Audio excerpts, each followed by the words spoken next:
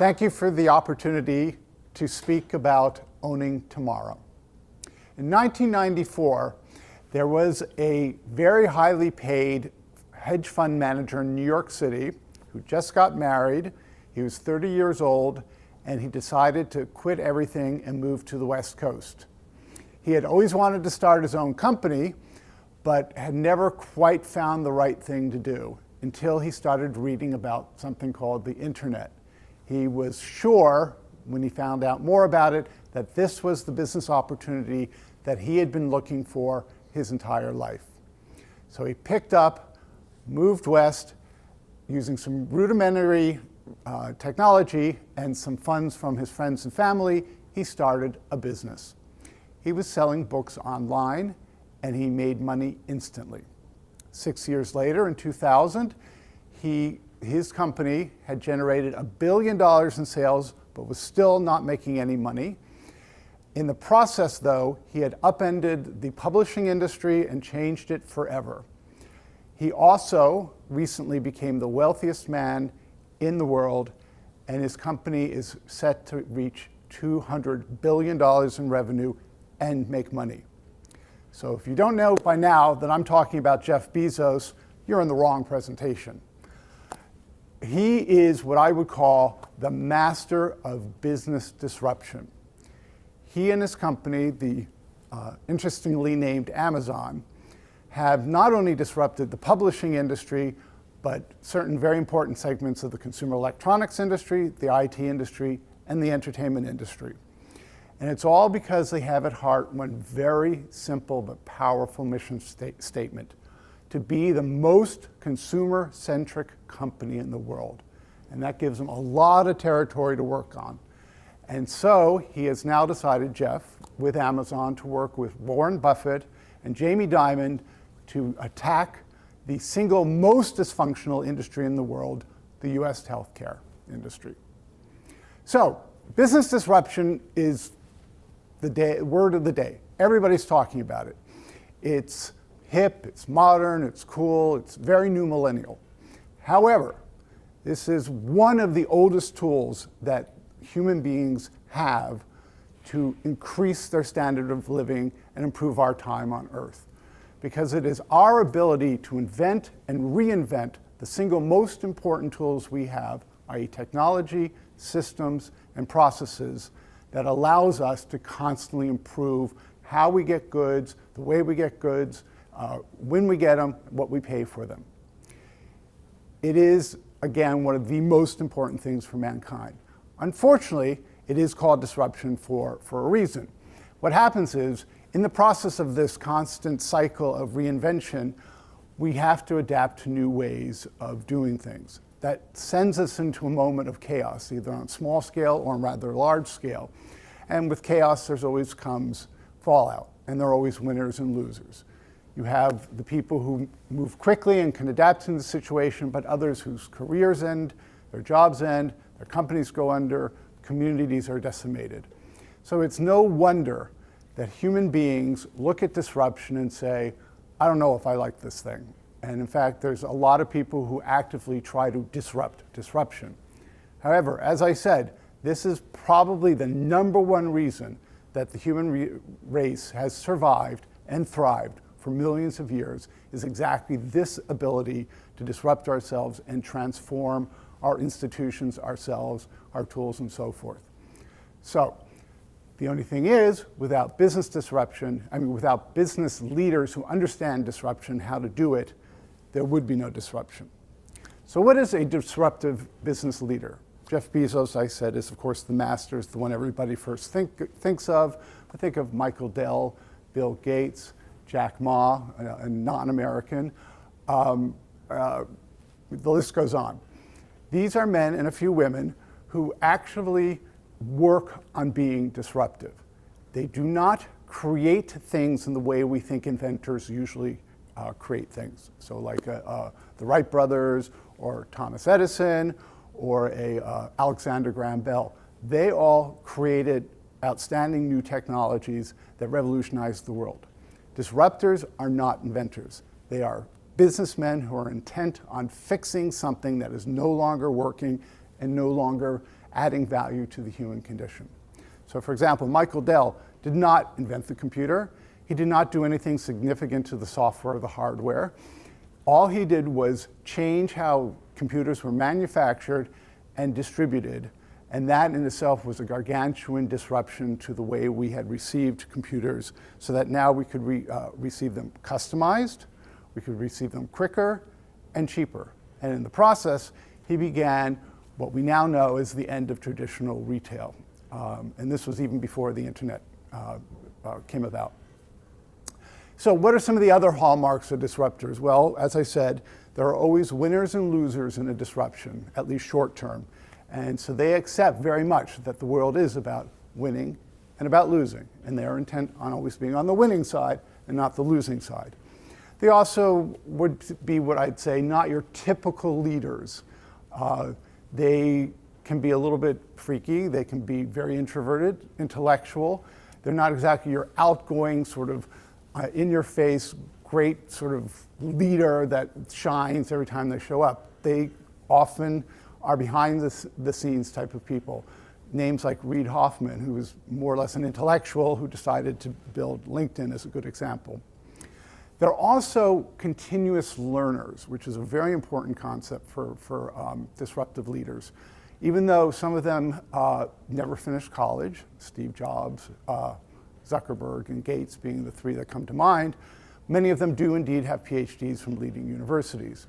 But they're really brainiacs. And what continuous learning means is that they know no matter where they are, any encounter, any experience, anything they see could be the answer to a solution they're looking for. So they are out in the world constantly listening, observing, and trying to figure out where the next solution is. Two other very important things about disruptive leaders.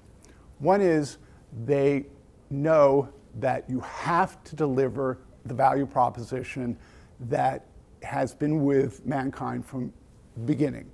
You want the products you want, as I said, how you want them, the cost you want them, and the way you want them, and or you want things eliminated out of your life, such as boredom, uncertainty, and so forth, all the way to illness and poverty. If a disruptive business doesn't understand the basic value propositions for a consumer or the end user, it's not a business. And this is from time immemorial. And that brings me to one of the last most important points, is that disruptors understand that more stays the same than changes in disruptive. It is highly strategic. By virtue of putting the consumer at the center of a dysfunctional process or industry, that in itself is enough to start dislodging mostly the powerful, influential current players who are controlling a market, which is one of the reasons why it needs to be disrupted. But it doesn't mean that the whole thing changes at once. It means that with technology or a new business model or something else, you take out pieces of the dysfunctional system or process, thereby beginning to radicalize it. Again, Jeff Bezos is the one who taught us more stays the same than changes in disruption. And a good example of what can happen when disruption becomes destruction is when you get a CEO like Travis Kalanick at Uber, who completely disregarded all the best practices, really sort of classic principles of organizational behavior. There was no C-suite. He was sort of in control of everything. He completely disregarded certain legal, employment law, ethics, and behavior patterns that really any large organization has to respect before something goes wrong. And because of that, he obviously had to resign, and Uber went in a sort of mini tailspin based on sexual harassment lawsuits, certain licenses not being renewed in certain cities. And again, the principles he disregarded is core values that really resonate with the people, respect for your employees, having a structure that makes you more dispensable than indispensable. These were all things that, as Jeff Bezos said, should have been there regardless of the disruption. He got the value proposition right, Travis Kalanick, but a lot of the other stuff he didn't get. So in conclusion, I want to tell you about the other very important aspect of disruption, which is personal disruption. You don't know at any point in your life when something's going to change and you have to adapt or you need to disrupt yourself. You may also just notice, as so often happens, that you're not achieving your goals. And that means you have to somehow change, disrupt, transform the way you're thinking about something, the way you're doing it. Sean is a very nice, very outgoing entrepreneur. He rewards his staff. He's well liked by everybody, his clients. He started out as a Navy SEAL after college, did his MBA, then went to Ernst & Young as a risk management consultant. And his largest client, a very important client, said, I like you so much that if you decide to leave Ernst & Young and start your own firm, I'll go with you. So he did that. He left and started his own firm. And he had this one client. And he did very well in the sense of building a brand. He spoke at least 5 or 6 conferences every year. He must have published 100, 200 articles. He still is. He just had one problem. He didn't know how to sell. So this one client remained the bulk of his revenue for the last 10 years, for the 10 years of his firm, which is a big problem because the, say, 15% that was revenue not from his biggest client were all sorts of small one-offs from people he'd meet at a conference and so forth, not very sustainable. So, of course, one day he gets that dreaded call from his largest client that they're going to shift the budget away from the projects his firm's been doing to somewhere else. And we're talking about good 85% of his revenue. And that's when I got the call from Sean saying, oh my God, what am I going to do? The call happened to have come in early September.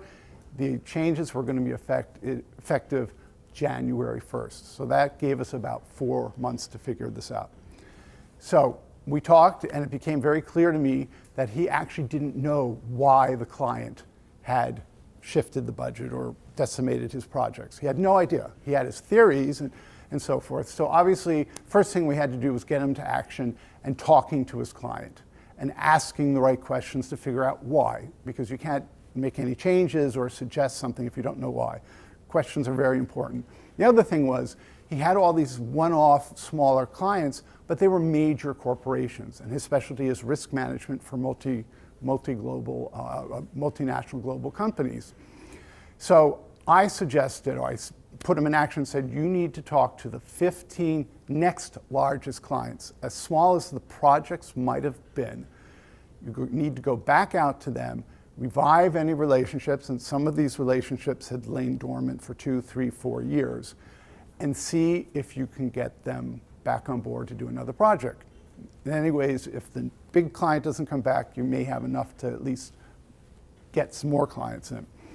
So he went back to his client, he had lunch with him, and what he discovered is that he had sort of fallen down on what this client had enjoyed for so long, which was going out for meals.